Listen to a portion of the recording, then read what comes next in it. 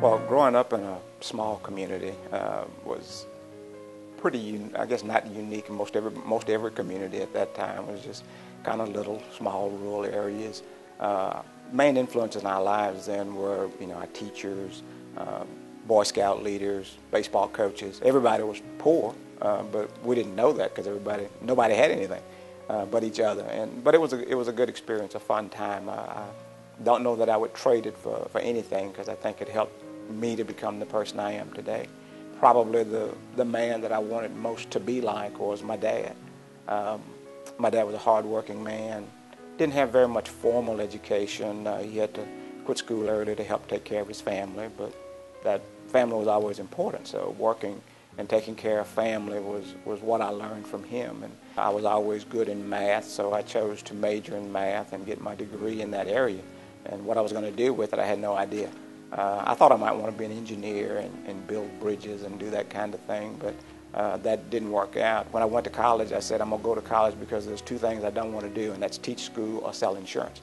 And that's all I've ever done. The first job I had was teaching school.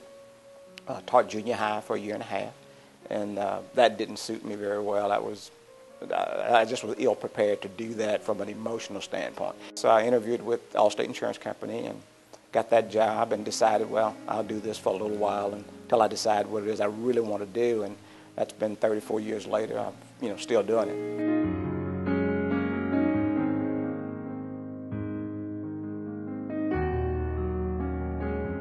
Chris and I, 33 years in the insurance business together, we've just bonded immensely in our customers, and our clients really appreciate the fact that it doesn't matter which one of us provided them with the service originally, that they can get the highest level of customer service from either of us. In fact, we've been together so long until some even say that we even look alike.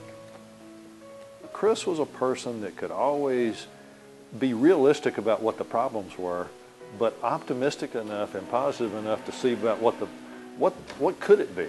What are the possibilities here? And he could always focus on, how do we get from looking at the problems to looking at what we can be, and then what do we do to get there? He's as honest and loyal as anybody I've ever met. In his business, I know that served him well because he if he could do the right thing and the best thing for a customer, he would lay that out, and I know he hoped that they would do business with him, but if it was not the right thing, he would send them elsewhere. And that's the kind of business person that you want to deal with. There have been times where, I'd have to call home and tell Margie, honey, I'll be a little late tonight because. But you got to be determined to make the calls, to do what's necessary to make your business successful. It doesn't happen overnight.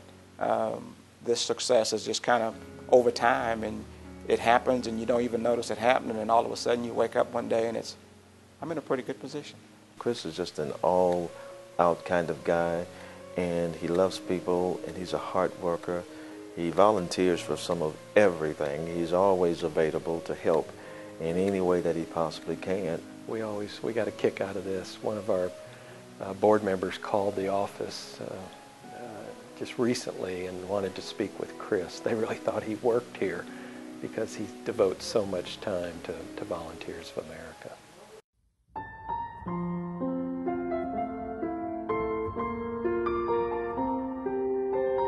One did not have the opportunity to see him perform on stage. It's gosh, is that a fun thing?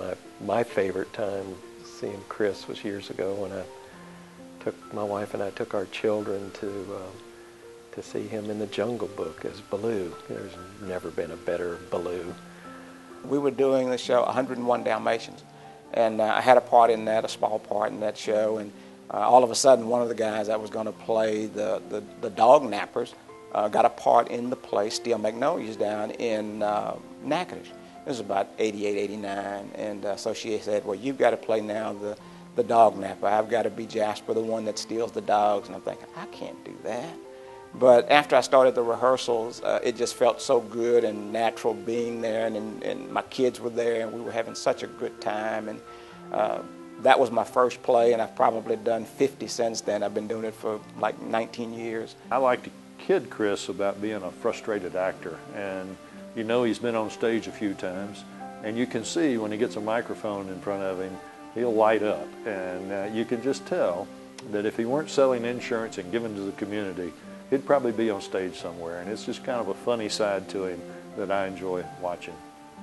He's not quite this nicest man in Northwest Louisiana, and I think I speak on behalf of Margie, his wife. I mean, she's been wanting to retire for a few years now, and he just won't let her do that. I think if he were really the nice guy that everybody thinks he is, he'd let Margie retire. I always tell her, I say, you know, God made you especially for me. I just had to find you. And it's so odd. I grew up in South Louisiana. She grew up in North Louisiana, so we were like miles apart. But as God does, He will lead you where He needs you to go. And I just followed my heart, and she accepted. I think that the day she said she'd marry me made me the happiest man in the world. I got to see him at a lot of functions, and so I knew him at work and through the professional side, but I got to know him personally and through our children. And he was not only at the functions, he was involved, and I just saw him with kind of that firm yet soft hand of giving guidance to his daughter and to his family, and just, you know, I would say giving good guidance, involvement, and the support that you would want from somebody like that. He was a dad. He was a dad's dad. He did everything. I mean, took us on trips. He was, you know, the basketball coach, the softball coach, played all the sports. He was at all the games, you know, never missed a dance line function for me or my sister. I mean, that was almost 8 straight years of dance line that he has on tape that he never missed one day of. And I remember I even sent him to school when I was sick to go record him because I was too sick to go, and he was like, I'll do it. I'm 27 years old, and there's still things that I remember from when I was 5 that my dad taught me that I still to this day do the same things. And that's just how he is. And he makes you want to do what he says. Like, just something about him, the charisma, something, he just makes you want to do it. And so he makes you feel like a better person. Just being an example of what you really want in the business community and in life. I think he's an example to a lot of people that we can all look up to and say, that's the kind of person that we all should strive to be. He works so hard. He is devoted to anything that he gets involved in. He's a wonderful family man. He does a wonderful job for the people who come to him. He does wonderful things for organizations like Volunteers of America. We're truly blessed that he chose to live in this area.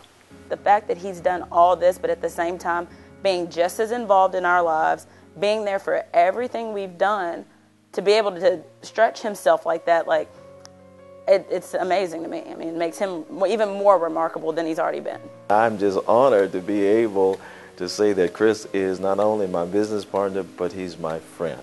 And I tell you, one certainly could not ask for a better friend in this life than to have someone like Chris Gabriel.